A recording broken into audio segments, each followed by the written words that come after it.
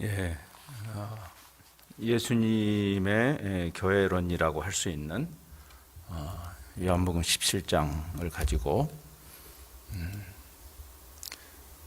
우리가 교회로 이렇게 모여 있는데 성경은 교회를 어떻게 정의하고 교회다움이 뭘까를 풍성하게 여러 성경 전체를 통해서 배울 수 있고요.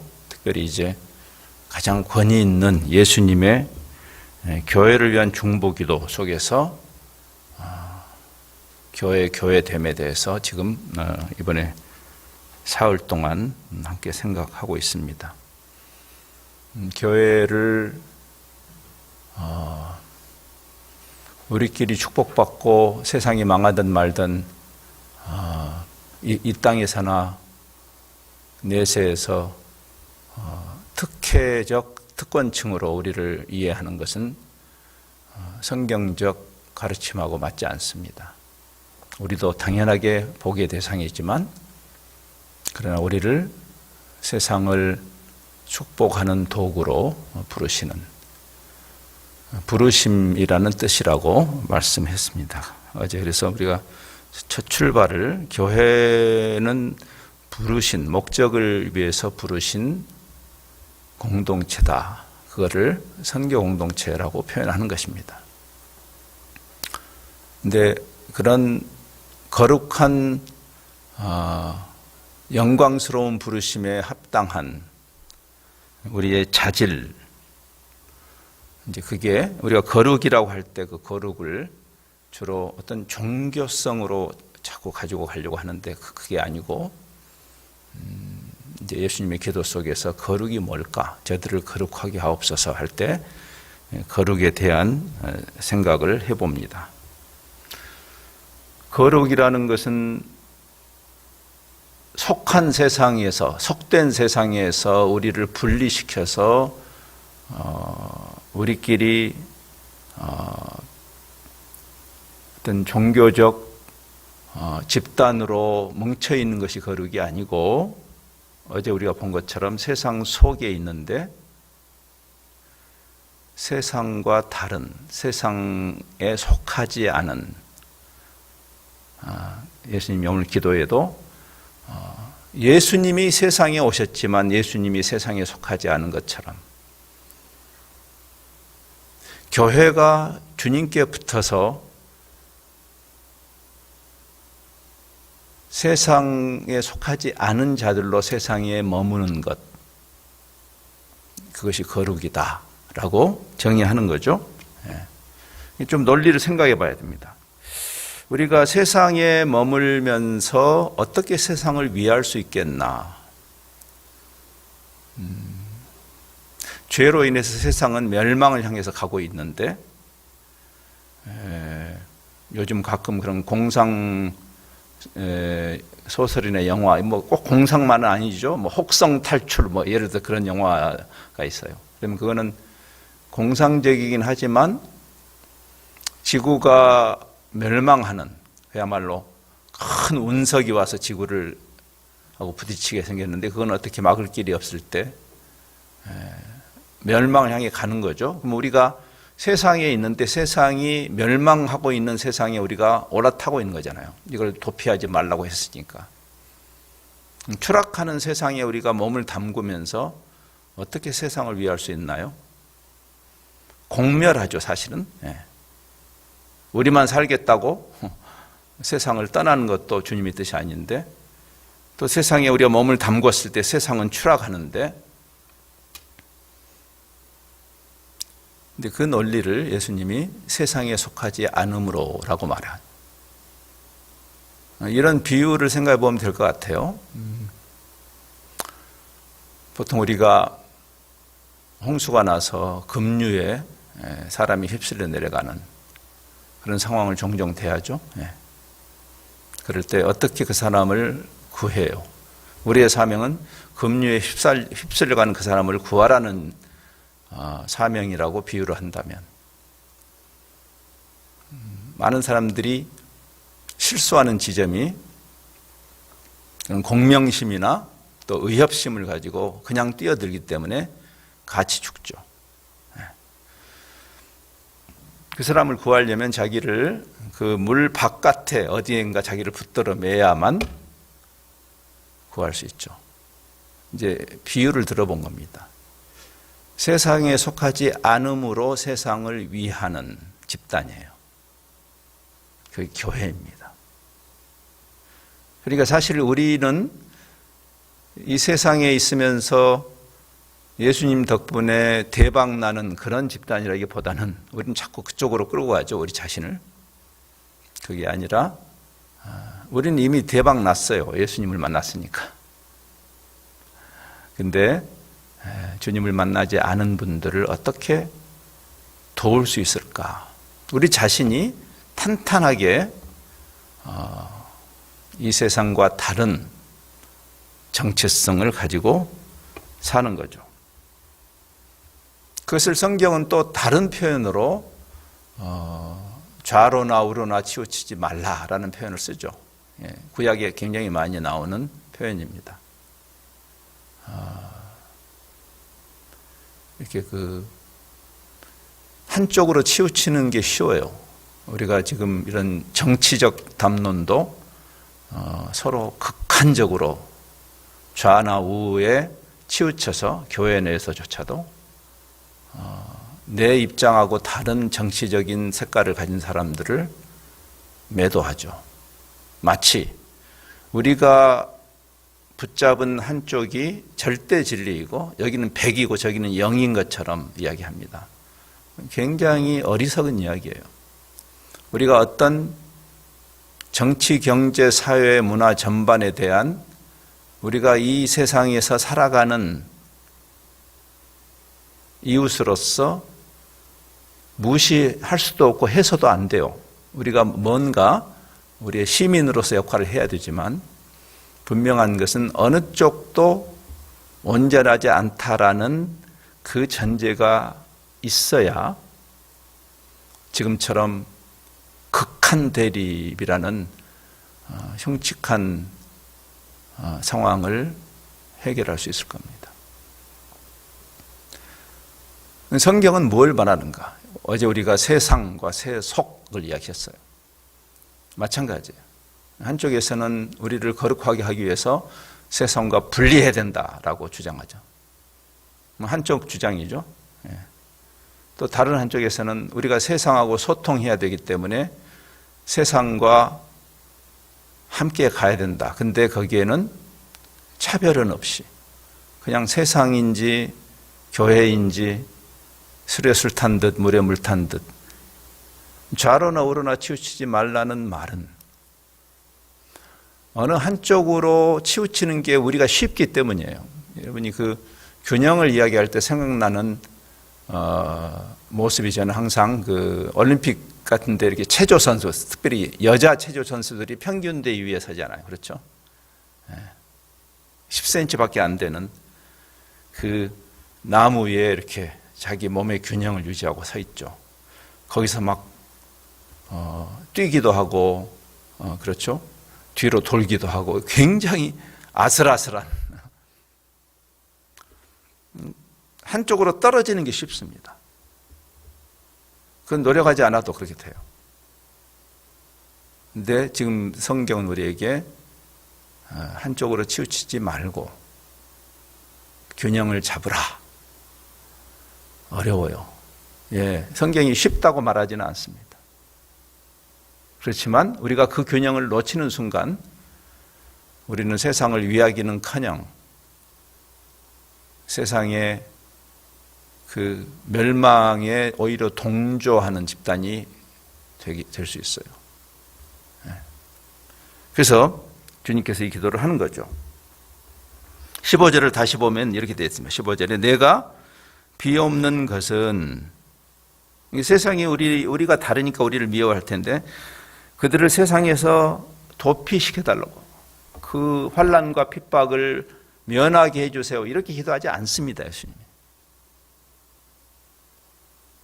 우리가 많이 생각해야 돼요. 우리는 어려움이 오면 어려움이 사라지는 게 하나님의 뜻일까라고 너무 빨리 결론을 내려요. 근데 우리에게는 어려움을 피하라는 사명을 주신 것이 아니고 어려움에도 불구하고 우리를 부르신 그 부르심을 향해서 가라는 사명을 주신 것이니까 그냥 어려움이 사라지는 것이 하나님의 뜻이라고 단정하지 말고, 지금 여기 세상과 다른 소속을 가진 우리들을 향해서 세상이 미워하고 핍박하는 건 당연한 것인데, 내가 비옵는 것은 그들을 세상에서 데려가기를 위함이 아니고 세상과 동조하지 않도록, 세상의 악에 동참하지 않도록 보존하기로 합니다. 그것이 주님의 기도예요. 주님의 일관된 기도죠. 그렇죠?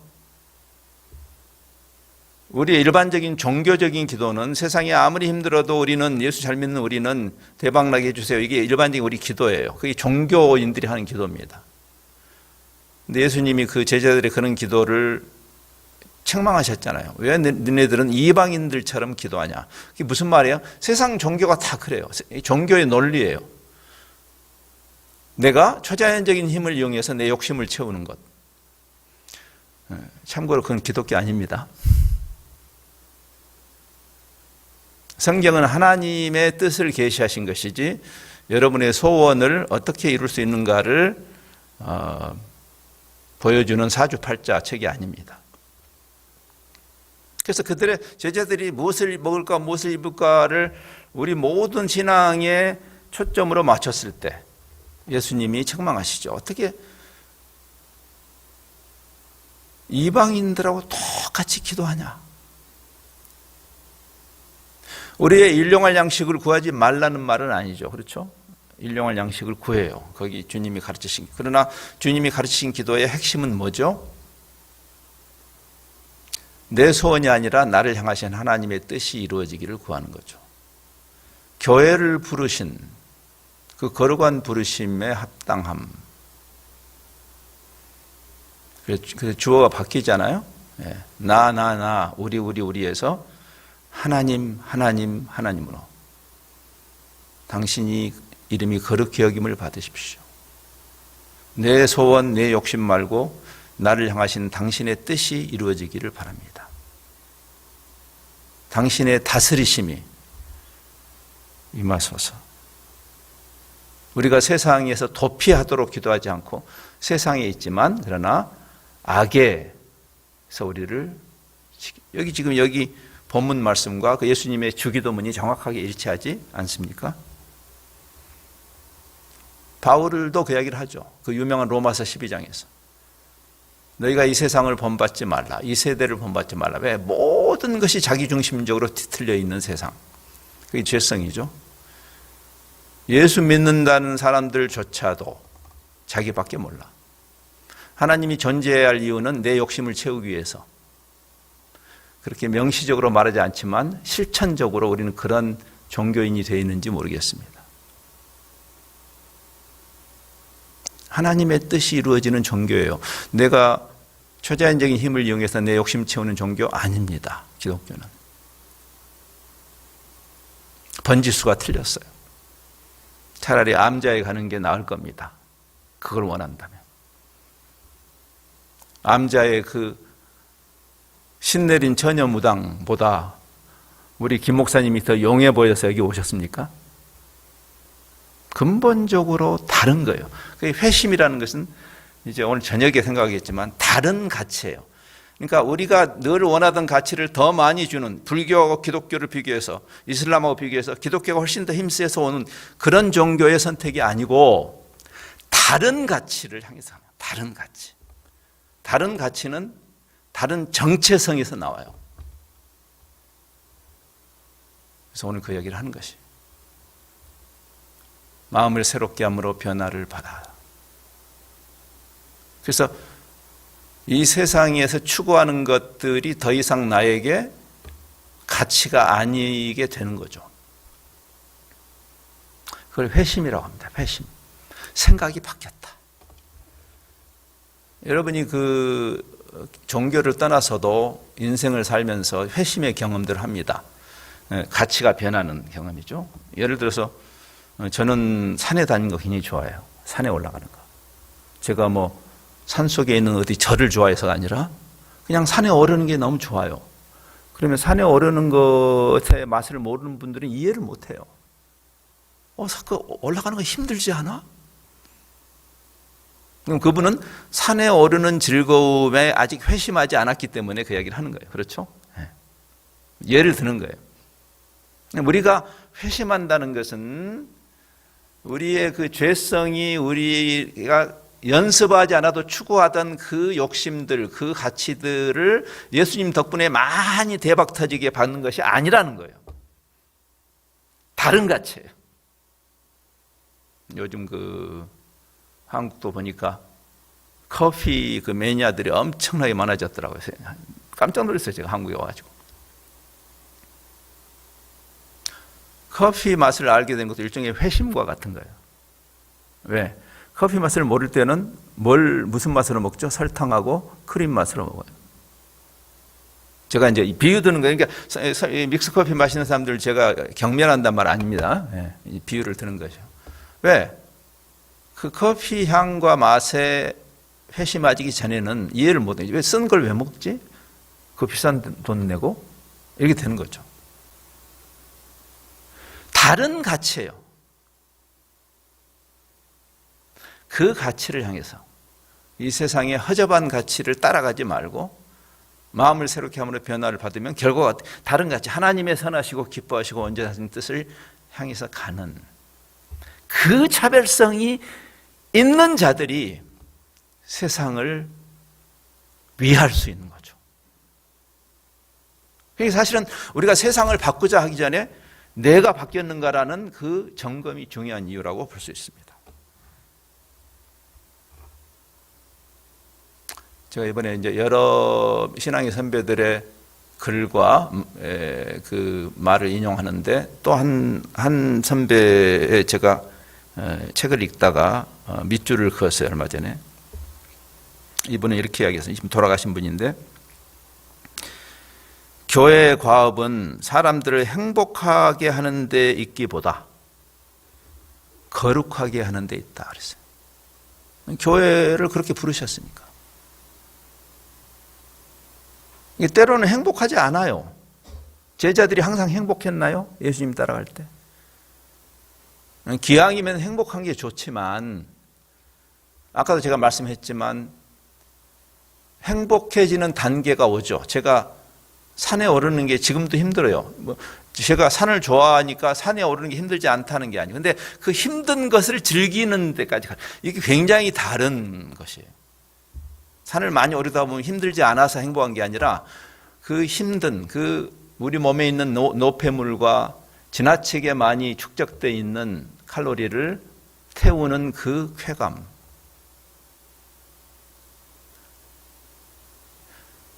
교회의 역할은 여러분을 행복하게, 여러분 이 세상도 여러분을 행복하게 해줘요.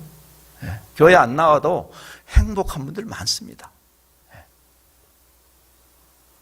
여러분이 행복해지기, 그리고 궁극적으로는 궁극적인 행복이에요. 맞아요. 근데 지금 우리가 세상에서 생각하는 그 행복을 보장해 주는 것이 교회는 아니라는 거죠. 그래서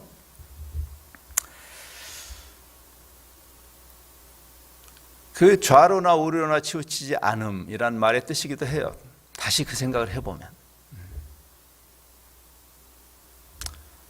세상에서 우리가 일반적으로 예수님 만나기 전에 누리던 기쁨은 다 버리라는 이야기인가? 그것도 물론 아니에요. 하나님이 우리를 인간으로 만드셔서 형통한 날에는 기뻐해라. 전도서를 보시면 예수를 믿든지 안 믿든지 인간으로 태어나서 만물의 영장으로 태어나서 이 세상에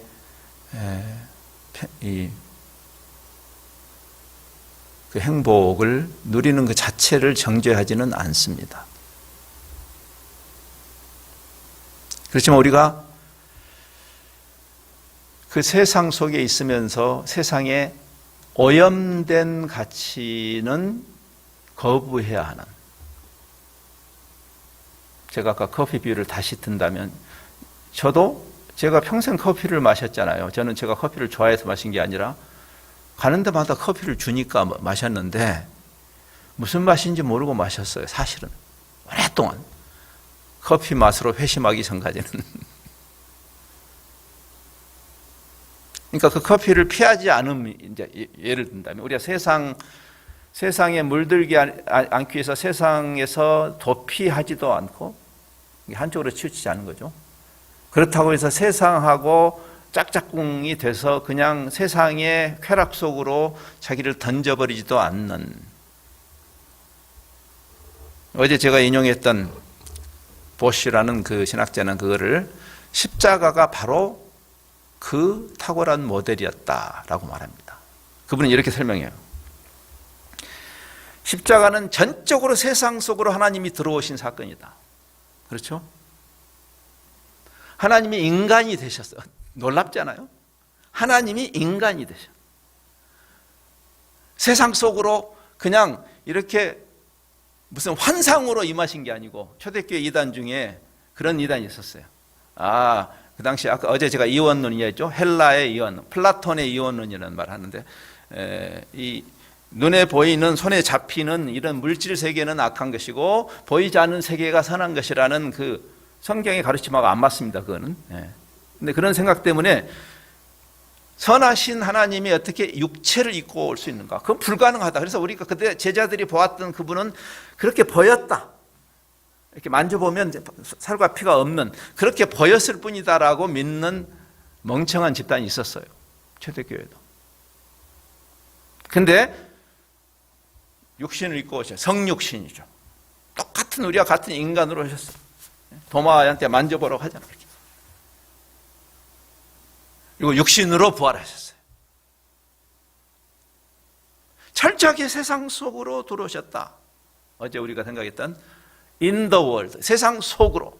예수님이 세상 속으로 오신 것처럼 우리도 세상 속으로, 교회 당에만 있지 말고 세상 속으로 가야 되는 이유가 거기 있죠. 완전히 세상 속으로 들어오신 사건이었다. 동시에 십자가 사건은 완전히 세상과 구별된 사건이었다.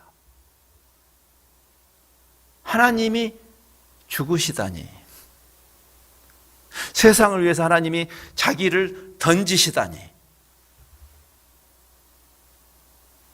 세상에 어떠한 왕이, 세상에 어떠한 지도자가 이런 일을 할 수가 있어요. 그래서 십자가는 가장 세상적이었고, 그러나 가장 또 세상적이 아니었다. 동시에 세상 속으로 오셨다는 점에서는 세상적이었지만 세상과 다른 자기를 던지시는, 십자가에서 보다 더 분명하게 세상과 맞서신 적이 없었다. 그게 십자가예요.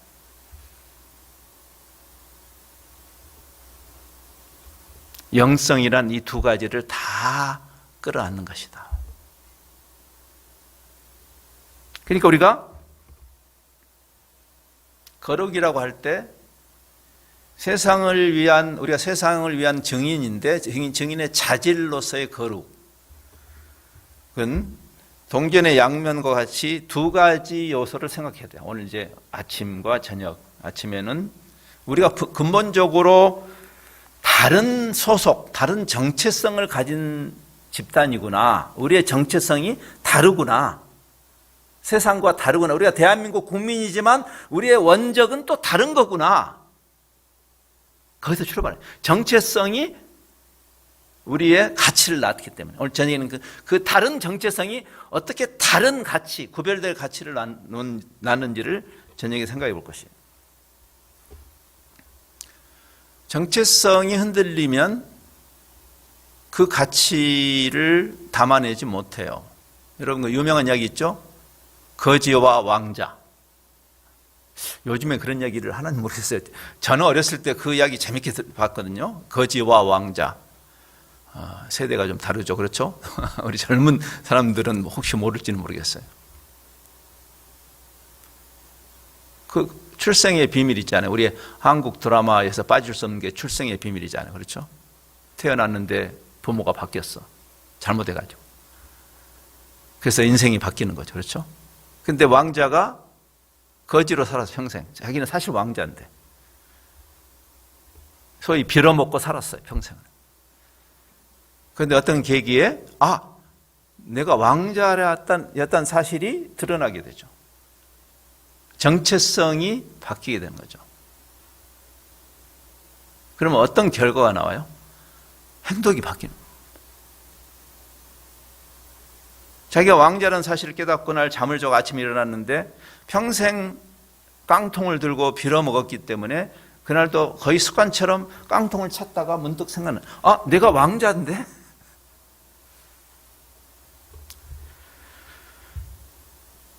정체성이 대단히 중요해요. 우리가 누군가. 그래서 교회론이 나오는 그 성경의 가르침마다 그 정체성을 환기시켜줘. 우리가 누군가. 예를 들어서 교회론의 대표적인 서신이 에베소서예요. 바울의 서신들이 다 교회에 대해서 이야기하지만 특별히 아예 본격적으로 교회의 영광스러움을 차분히 앉아서 쓴 바울 서신이 에베소서입니다. 그래서 그 신학자들이 공통적으로 바울의 다른 서신들은 어떤 상황 때문에 쓸 수밖에 없는 서신, 상황이 촉발한, 갈라디아서를 생각해 보세요. 갈라디아서는 은혜의 복음을 자꾸 행위의 복음으로 바꾸는 그런 잘못된 뒤트는 자들을 향해서 그렇지 않다라고 그게 반응해서 쓴 거라면, 에베소서는 바울이 자기 생애에 가장 공을 많이 들인, 시간을 많이 쓴, 사랑하는, 다 바울이 다니면서 복음을 전하고 세운 교회들을 다 사랑했죠, 물론. 그렇지만 특별히 바울의 마음속에 특별한 자리를 차지하고 있던 그 교회. 여러분들이 여기 소풍교회에서 평생 신앙생활을 하다가 이제 지방으로 발령이 나서 가서 거기 교회에서 또 이렇게 교제할 수 있지만 늘 마음속에 소풍교회가 한 켠에 자리하고 있듯이 바울에게는 에베소 교회가 그런 교회였죠. 근데 그 에베소 교회를 바울이 생각하면서, 그래서 마지막 그가 순교하기 위해서 로마로 가기 전에도 에베소를 일부러 들리잖아요. 밀레도에서 에베소 사람들하고 모여서 눈물로 작별 인사를 하잖아요. 그런데 그 교회를 생각하면서 쓴 거예요. 교회의 영광스러움에 대해서. 근데 그는 글쓰기를 보면 앞에 소위 설명을 하고 그 다음에 뒷부분은 그러므로 우리가 어떻게, 적용 부분이죠. 그러므로 유명한, 아까 제가 로마서 12장 이야기했지만 로마서도 11장까지 복음의 그 위대함을 다 설명한 다음에 그러므로 형제들아 어떻게 사는 게 마땅하냐 하는 결론으로 가듯이 에베소서도 1, 2, 3장의 교회론을 잘 설명한 다음에 4장에 들어가니까 그러므로 4장 1절에 이렇게 말했어요. 그러므로 주 안에서 갇힌 내가 너희를 권한다. 지금 복음 때문에 감옥에 갇혀 있는 바울이 에베소 성도들에게 내가 너희를 권한다. 에베소 교회야, 내가 권한다. 그러면서 이렇게 말해요. 너희가 부르심을 받은 일에 합당하게 살아라. 행하여라고 우리는 번역했는데 산다니. 우리가 어떻게 살아야 할 것인가? 그러면 우리를 영광스러운 그리스도의 몸된 교회로 부르신 그 영광스러운 정체성에 합당하게 살아야 될 거 아닌가? 또 깡통을 찾아서야 되겠는가? 네가 왕자인데, 그 이야기죠. 교회다움이죠. 교회가 교회 되게 하셔서. 오늘 이 요한복음 17장에도 예수님의 기도 속에 영광이란 단어가 몇 번 나와요. 영광이란 말은 뭐냐면 다움이에요. 다움. 하나님께 영광 돌린다. 하나님이 어떤 분인가? 하나님이 만유의 주제죠. 하나님이 무슨 백두대간에 거하시는 산신령이 아니고 하나님은 만유의 주제죠. 그럼 하나님 다우심, 하나님답게 하나님을 예배한다는 게 뭘까? 한민족이 7천만이 다 예수 믿어도 택도 없는 거예요. 그래서 민족 복음화 정도로 하나님을 영화롭게 못해요. 만유의 주제시니까. 그게 영광이에요. 교회 다움이 뭔가? 지금 예수님이 그 기도를 하시는 거예요.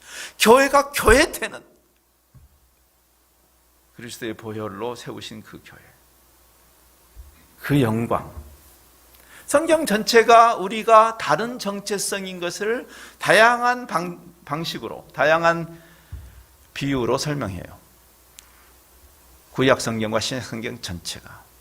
성경 전체에 나오는, 예를 들어서 예수님이 가이사의 것은 가이사에게, 하나님의 것은 하나님에게라는 말을 할 때 그 말의 의미가 뭐겠어요? 우리가 현재는 표면적으로는 가이사의 왕국에 살고 있죠. 그렇죠? 로마 제국의 땅에 살고 있었잖아요. 가이사의. 그러나 우리의 진정한 통치자는 가이사가 아닌 거죠. 하나님인 거죠. 일종의 이중국적이죠. 그렇죠? 우리가 현재는 세상에 살아요. 또 세상을 도피하지 말아야 돼. 왜? 세상으로 보내셨으니까, 우리를. 그렇지만 우리의 진짜 소속은 하나님의 나라죠. 천국 백성이죠. 어제 우리가 읽었잖아요. 빌립보 3장 20절. 그렇죠? 너희 시민권은 하늘에 있다. 그래서 그러면 우리가 하나님 나라 소속인데 왜 여기 있는 거지? 목적이 있어서 있는 거예요. 잠시. 제가 은퇴하기 전 한 15년을 국제본부에서 일을 했어요. 제가 어제 잠깐 설명했지만 국제단체에서 저는 일을 했습니다. 그 전에는 저기 정글에서 일을 했고. 근데 20세기, 21세기 들어서 제가 국제본부에서 일을 하는데, 제가 국제본부에 부임하자마자 저한테 주어진 일이 끊임없이 가방을 들고 저희 단체가 일하는 100여 개 나라를 끊임없이 움직이는 일이었어요. 제 일이. 우리 어머니가 돌아가시기 전에 저한테, 야, 너는 역맛살이 있구나. 그래서 저한테 그러셨어요. 제가 왜 갑자기 그 이야기를 하냐면, 한 15년 정도 정신없이 전 세계를 움직이는, 그래서 제가 은퇴하면서 비로소 가방을 풀었습니다. 제가 15년 동안 가방을 푼 적이 없어요. 왜냐하면 금방 다시 떠나야 되니까. 가방을 항상 이렇게, 여행 가방을 숙소에서 며칠 지내고 다시 필요한 것만 꺼내 쓰고 다시, 완전히 풀어서 옷장에 집어넣은 게 이제 은퇴해서였습니다. 그때 많은 나라들을 갔죠. 근데 여러분이 내가 속한 나라, 대한민국이 아닌 나라에 들어갈 때 이미그레이션을 통과하잖아요. 그렇죠? 이민국을 통과할 때 저는 어느 줄에 서요? 외국인. 내국인이 있고 외국인이 있는데 저는 항상 외국인 줄에 서죠. 그때 늘 이 말씀이 생각나요. 아, 그래. 나는 이 나라 사람이 아니지. 근데 내가 이 나라에 왜 들어가죠? 사명이 있으니까. 내가 해야 할 일이 있으니까. 잠시 들어가는 거예요.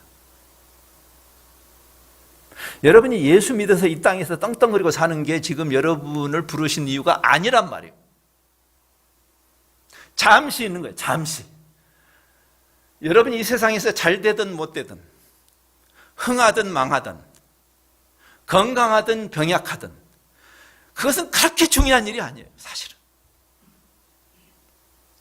여러분의 형편이 다 다르지만, 그러나 한 가지 동일한 부르심이 있어요. 이 세상에 있되 이 세상에 속하지 않음으로 세상을 축복하는,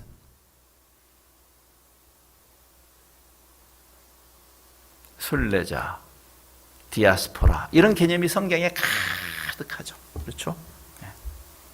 목적이 있는 부르심, 목적이 이끄는 삶. 한동안 우리 많은 분들이 그 책을 읽었을 겁니다. 예, 맞아요.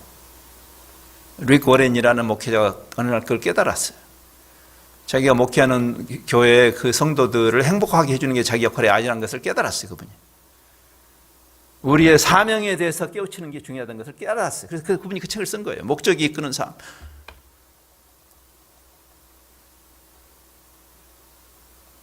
그 이야기를 빌립보 교회에게 바울도 하는 거죠. 빌립보 3장 18절로 20절. 어제 일부를 봤지만 다시 봅니다. 내가 여러 번 너희에게 말하였습니다. 내가 여러 번 성도들에게 이야기했어요. 지금도 눈물을 흘리면서, 바울이 지금 울면서 얘기해요. 바울이 감옥에 있으면서, 감옥에 있는 게 힘들어서 우는 게 아니고 감옥 밖에 있는 성도들이 철이 들지 않는 것에 대해서 우는 거예요. 복음의 복음됨에 대해서, 교회의 교회됨에 대한 이해가 부족한 데 대해서 우는 것이에요. 왜? 여러 사람들, 여기 여러 사람들은 교회 밖에 있는 사람들을 말하는 게 아닙니다. 교회 안에 있는 사람들이 그리스도의 십자가의 원수로, 제가 아까 십자가 이야기했죠. 십자가가 뭔가 세상 속에 쏙 들어가서, 그러나 세상과 다른 그 십자가의 도로 우리를 초청하셨는데, 실질적으로는 십자가의 원수들이에요. 세상이 원수가 아니라 교회 안에 있는 우리가 원수 될 수 있다는 것이 두렵지 않습니까? 그들의 마침은 멸망이고 그들의 신은 배. 결국 우리가 하나님 왜 믿어요? 잘 먹고 잘 살자고. 진짜 하나님은 배죠, 배. 내 배가 하나님이야. 그 영광은 그들의 부끄러움이고. 요즘 그런 일 많잖아요.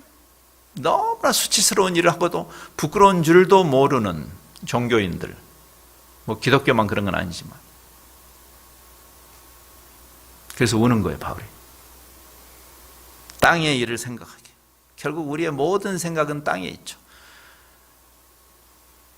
교회가 가장 지독한 유물론자가 되어 있는 세상이라면 세상에 무슨 소망이 있겠어요? 그렇죠?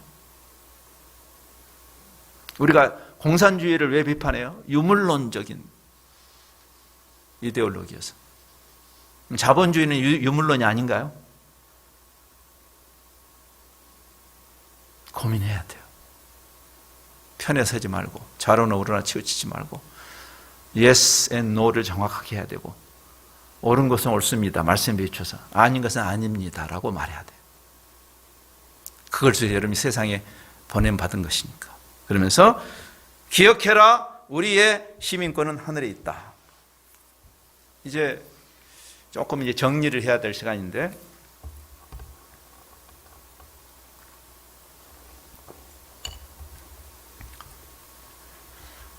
우리가 누군가라는 우리 정체성을 늘 상기하는 일이 너무나 강력하다는 것을 깨달았어요. 성경이 우리의 정체성을 이야기하지 않겠어요? 그렇죠? 바울이 지금 제가 아까 거지와 왕자 얘기도 했지만, 지금 이제 우크라이나 상황이 전쟁으로 가지 않을까 염려하고, 대만과 중국이 전쟁하지 않을까가 염려되고, 남북한 대치 상황은 우리가 너무 오랫동안 잘 아는 것이죠. 전쟁이 나면, 저는 전쟁은 절대 나서는 안 된다고 생각해요. 특별히 현대전은 승자 패자가 없죠, 사실은. 공멸인데, 저는 아주 이기적인 이유로도 남북 사이 전쟁이 나면 안 된다고 생각해요. 우리 아들이 그 특전사 출신이거든요. 그래서 전쟁이 나면 제일 먼저 죽는 사람들이 사실 특전사 사람들이에요. 왜냐하면 전쟁이 나면 적 후방을 교란하는데 바로 보내지는 사람들이 특전사예요. 낙하산을 뛰어내려서 거기서 죽으러 가는 거예요. 그렇죠? 특수부대, 요즘 뭐 그런 영화, 그런 프로그램도 많죠. 뭐 The Soldiers 같은 그런 프로그램, 또는 뭐 강철부대 뭐 이런 게 있잖아요. 지금 어느 특수부대가 더 강한가 서로 뭐 이렇게 실제로 실제 상황 속으로 투입하기도 하고 하는. 여러분, 이제 실제로 그런 특수훈련을 받았다 하더라도 실전에 투입이 되면 아무리 용맹한 군사라도 두렵지 않겠어요, 인간적으로? 두려울 겁니다. 그렇죠? 죽으러 가는 거니까. 그래서 실전에 딱 임했을 때 이제 실제로 이 훈련이 아니고 이제는 적진으로 뛰어내려야 되는 상황이 됐을 때 두려움에 사로잡히는 병사들이 있죠. 당연히 있습니다. 인간이니까. 여러분이 세상 속에서 세상과 다른 가치를 가지고 살려고 할 때 두려움, 그 성경이 두렵지 않으면 두려워 말라란 말을 왜 하겠어요? 두려워요. 두려운 것은 인간이에요. 두렵지 않은 척할 뿐이겠죠. 다 두려울 겁니다. 그럴 때 그 두려움에 사로잡히면 뛰어내리지를 못하잖아요. 그렇죠? 그럴 때 그 사람을 어떻게 뛰어내리게 하는가라는 재밌는 흥미로운 그 기사를 제가 옛날에 이렇게 비행기 많이 타고 다닐 때 비행기 안에 있는 잡지에서 읽은 적이 있어요. 그 기사는 그 미국의 그 해군의 그 SEAL이라는 굉장히 그 우리를 치면 UDT 같은 그런 굉장히 그 용맹스러운 특공대의 사령관이었어요. 장성인데 그분하고 인터뷰한 내 그런 이제 이 인터뷰 리포터가 그걸 물어보는 거예요. 그 미국의 특공대들이 여러 실전에 많이 배치됐잖아요. 그랬을 때 뛰어내리라고 할 때 두려워서 못 뛰어내리는 병사를 어떻게 뛰어내리게 하느냐라는 질문이 재밌잖아요. 그랬더니 그 장성이 이렇게 하겠어요. 네가 누구냐? 그런데요. 네가 누구냐? 그럼 뛰어내린대요.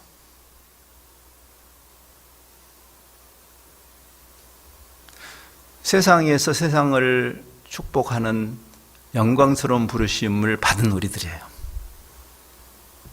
내 코가 석잔데요 그러지 말고 우리가 누군데?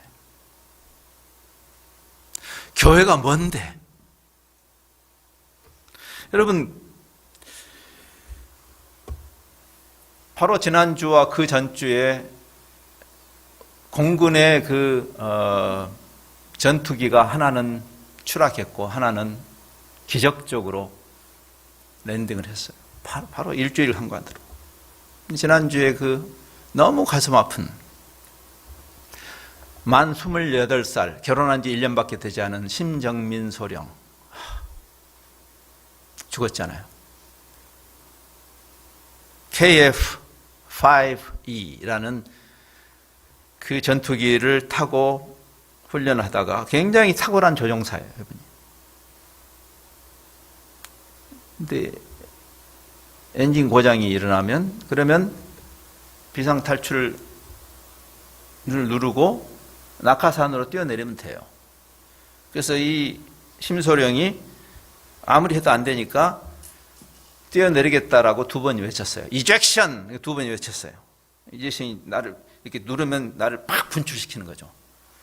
근데 실제로 누르겠다고 하는 순간 무슨 일인지 누르지 않고 그냥 추락해서 죽었어요.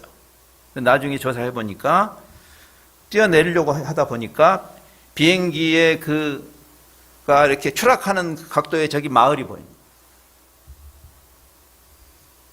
여러분 그 짧은 순간에 무슨 생각을 했을까요? 그 28살의 신혼 가장이 사랑하는 아내, 어린아이 오만 생각이 들었겠죠. 그렇죠? 그 짧은 시간에 선택을 해야 됩니다. 세상 떠난 그 젊은이하고 제가 대화할 시간은 없었으니까 확인할 길은 없지만 아마 내가 누군가를 생각했을 거예요. 대한민국의 공군 장교로서 우리 남자들의 군가 있잖아요. 사나이로 태어나서 할 일도 많다만. 저는 지금도 그 노래 들으면 이렇게 좀 눈물이 나려고 그래요. 부모 형제 나를 믿고 단잠을 이룬다. 그래. 내 생명 하나 바쳐서 우리 부모 형제가 단잠을 잘 수 있다면 던질 수 있겠다. 여러분 신앙을 떠나서라도 자기가 누군지를 이해하는 사람들의 놀라운 일이에요. 그래서 민간 피해를 주지 않기 위해서 끝까지 조정관을 잡고 그래서 그 민간 부락에서 한 100m 떨어진 곳에 추락해서 산화했습니다. 한번 생각해 보세요. 그 일주일 전에 우리나라 공군기 중에 가장 최신의 스텔스기인 F-35를 조정하던 소령 배 씨인데 이름을 밝히지 않았어요. 이제 살아있는 분이고 또 군사 비밀과 연관이 있으니까. 이 동체 착륙을 했어요. 이게 비행기를 버리고 살 것인가 아니면 근데 이 사람도 비행기가 비싸서도 있지만 그러나 비행기가 아무리 비싸도 사람 생명보다 더 중요하지 않죠. 그래서 여기에 대한 논란이 있었어요. 배소령이 비행기를 버리고 그냥 살았어야 된다라는 논란이. 근데 그분이 어떻게 했냐면 동체 착륙을 했어요. 그냥 바퀴가 나오지 않는데 그냥 몸으로 착륙을 해서 성공했어요. 원래 기지가 충주가 기지인데 그는 그 충주로 가지 않고 서산으로 향해서 왜? 만일의 경우에 바다로 빠지면 충주는 사람들이 많이 살잖아요. 거기서 많이 추락하면 큰 문제죠. 그래서 아예 방향을 그리 돌렸고 그리고 죽기 살기로 한번 해본 건데 굉장히 놀라운 전 세계 항공계에서 큰 화제가 되고 있는 사건이에요. 이거 불가능한 일이래요. 이거는 더구나 이 가장 최신 스텔스기가 동체 착륙한다. 이거는 그 속도나 이런 거로 무게로 봐서 이건 불가능한 거래요. 근데 그걸 해냈어요. 그래서 굉장히 지금 칭찬을 받고 있는데 지금 이슈가 되고 있는 것은 그 사람이 자기 목숨을 그렇게 위험하게 해서는 안 된다라는 것이 이슈가 되는데 그 사람이 왜 그랬을까 한번 생각해 보세요. 자기 목숨보다도 더 중요한 게 민간이 피해를 보지 않아요. 왜? 군인의 본분이 뭐예요? 나라를 지키기 위해서 있는 거예요. 그래서 나라의 녹을 먹고 있는 거예요. 그러니까 방산비리하는 이런 인간들은 저는 인간도 아니라고 생각해요. 그래서.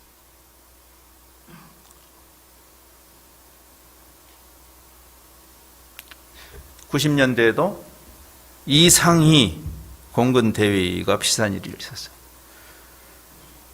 제가 이렇게 찾아보니까 이런 케이스들이 많더라고요. 지난 10여 년 동안 열 몇 가지 케이스가 있었는데 공군 그 전투기가 추락한 사건이 단 한 사건도 민간에게 피해를 주지 않았습니다. 단 하나의 사건도.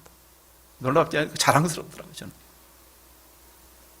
그 이상희 대위도 FOA가 추락할 때 교신을 했어요. 추락한다. 이게 마지막, 그 사람의 마지막 교신.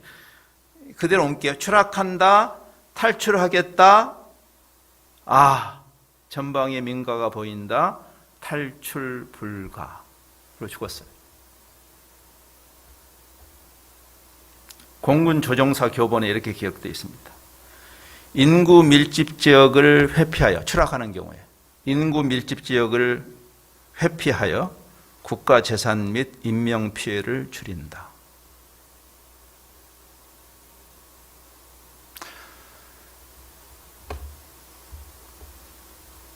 교회를 주님이 그렇게 부르신 거예요. 여러분을 하늘 복의 통로로. 여러분은 이미 주님을 만나서 그 복을 누리고 있잖아요.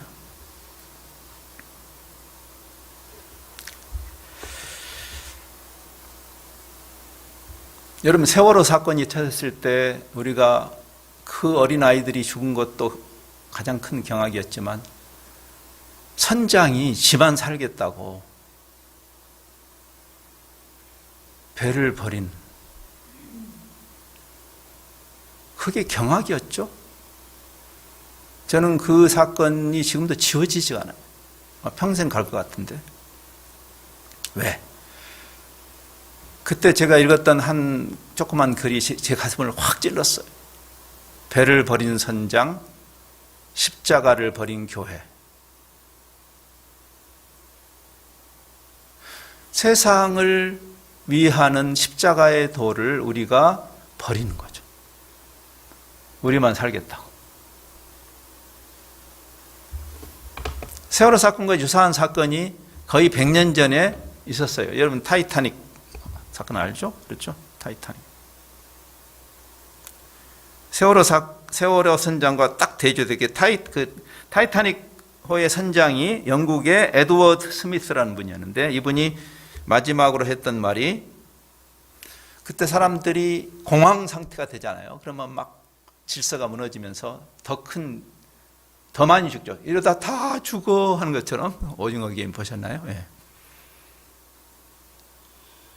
그때 그 선장이 탁 마이크를 잡고, 여러 나라의 승객들에게는 자기가 어필하기 힘들지만 자기가 영국 배고 영국 사람들이 거기 많이 그 당시에 영국의 남성들에게, 성인 남성들에게 호소했어요. 그게 마지막 그거 했던 거예요. Be British, boys, be British. 그랬어요. 무슨 말이냐면, 야, 영국 사람다운 기계를 가지고 질서를 지키고 타국민을 먼저 살리고 어린아이와 여성을 먼저 살리자. be British. 저는 뭐 영국 사람들이 신사라고 믿지 않지만 그 순간에 그 선장이 거기 있는 영국 사람들에게 우리가 누군가를 상기시켜서 그 결과가 어땠냐면 가장 많이 죽은 사람들이 영국 사람들이 죽었어요. 다른 사람들을 살리기 위해서. 미국인들은 대부분 살았어요. 자기만 살겠다고. 성인 남자가 여성보다 그 아이들보다 많이 죽은 이유입니다. 어제 제가 강도 만난 사람으로 이야기를 이렇게 마무리했는데 오늘도 그 이야기를 하고 이제 마무리하십시다. 선한 사마리아인의 비유를 생각해 보세요.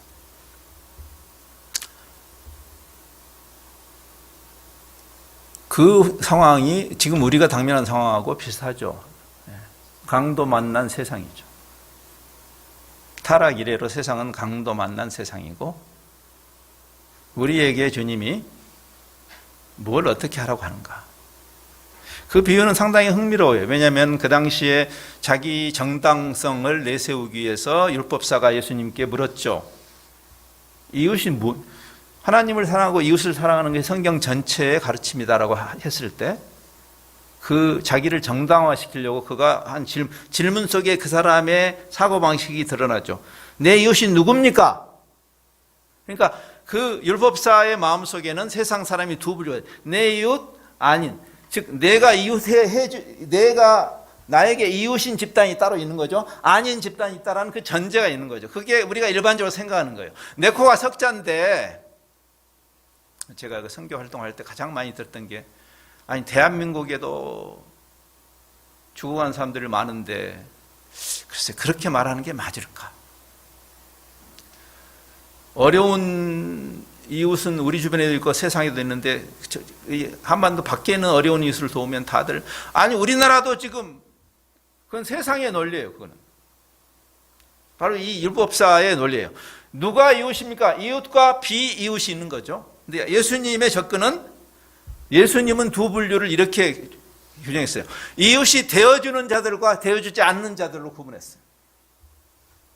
누가 네 이웃이, 누가 이 강도 만난 자의 이웃이 되겠는가라고 하는 대답을 통해서 예수님의 시각은 누가 우리를 세상을 위한 존재로 교회를 부르셨는데 우리가 세상의 이웃이 되겠는가 안 되겠는가. 우리가 그냥 겉으로는 종교인인데 제사장과 레위인처럼 그러나 그는 세상에게 이웃으로 다가가지 않는 거죠.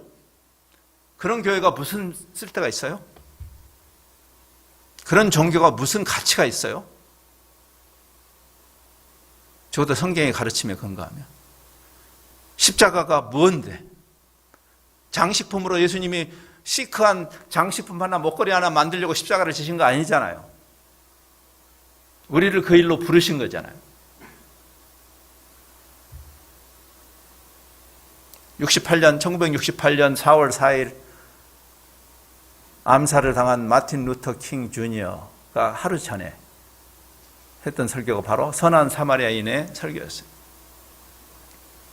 그는 자기가 금명간 암살을 당할 거라는 그 느낌, 그 설교를 들어보면 나와요, 거기에. 그래서 죽음을 각오하고 있어요. 어차피 죽는 거다, 우리는. 좀 더 일찍 죽느냐, 나중에 죽느냐의 차이가 있다. 그래서 죽느냐 사느냐가 중요한 게 아니고 어떻게 사느냐가 중요하다는 것을 깨달았던 사람이에요. 그가 그 가장 사회에서 가장 천대받는 사람들을 위해서 그분들의 그 올바른 인권을 위해서 그 자리에 섰었어요. 마지막 설교예요, 그게.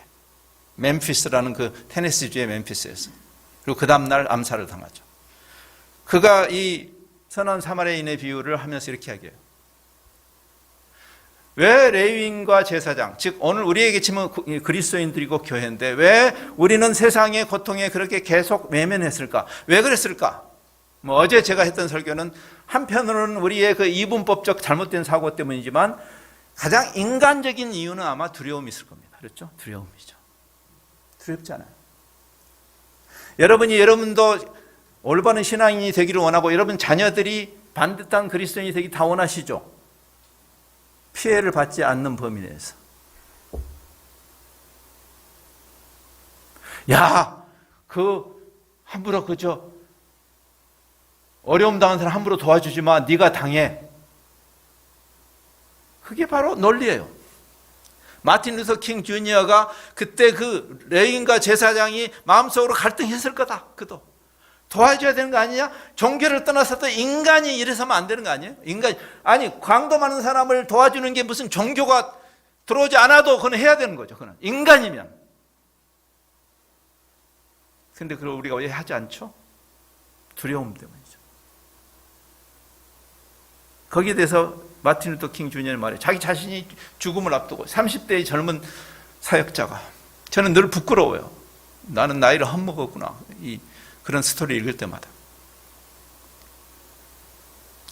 왜 그들은 그 죽어가는 강도만한 자를 돕지 않고 도망갔을까? 질문을 잘못 던졌기 때문이다. 그렇게 말해요. 질문을 잘못 던졌기 때문에. 내가 만일 가던 길을 멈추고 이 사람을 돕는다면 나한테 무슨 일이 일어나지? 이건 잘못된 질문이다. 여러분, 예수님이 인간으로 오셨으니까 예수님도 두려웠잖아요. 겟세마네의 기도를 생각해 보세요. 예수님도 두려웠어요. 여러분 아시죠? 예수님이 인간으로 오셨기 때문에 예수님도 우리의 연약함에 동참하셨고, 예수님도 유혹을 받았고, 예수님도 욕심이 생겼고, 그렇지만 그 죄에 동참하지 않았던 거죠. 예수님은. 그렇죠? 근데 예수님이 그때 두려웠어요. 십자가를 지는데 두렵지 않을 리가 없죠. 인간으로 오셨으니까. 만일 예수님이 그때 두려워서 십자가를 피했다면 어떤 일이 일어났을까? 라고 그는 이야기해요.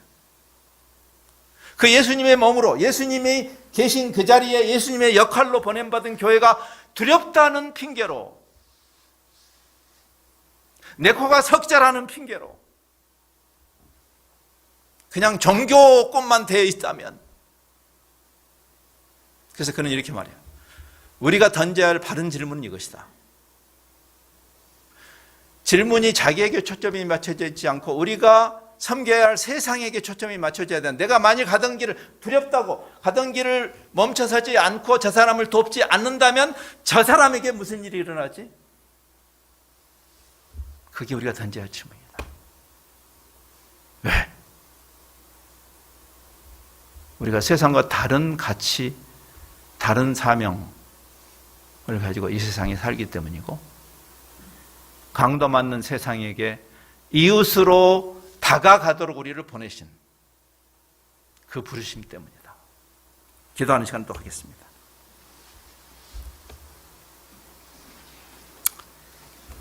저는 여러분이 아침에 또 새벽에 와서 또 여러분의 많은 기도 보따리들을 또 풀어놓고 기도하는 시간을 가지실 텐데, 그 기도도 다 하시되 근원적으로 예수님이 이 세상에 왜 오셨는지, 그 예수 그리스도의 몸으로 우리를 이 세상에 왜 두셨는지 한시도 잊지 않고, 우리가 누군가 잠시 사는 삶입니다. 여러분 생각해 보세요.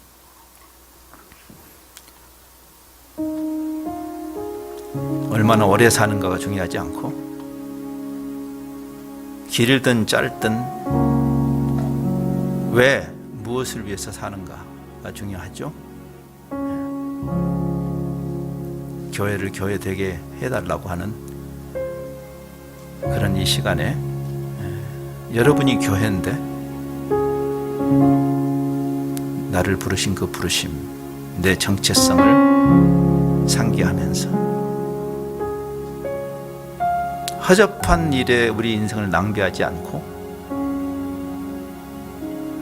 하나님이 부르신 그 영광스러운 부르심을 향해서 헌신하고 재헌신하는, 죽는 것이 두려운 것이 아니고 목숨을 잃는 것이 두려운 것이 아니라 목숨을 낭비하는 게 두렵습니다. 그래서 그 삶으로 다시 그 영광스러운 부르심 앞에 사는 그런 기도의 시간을 좀 가지신 후에 여러분의 또 개인적인 기도의 보따리를 푸시기를 바랍니다. 기도하겠습니다.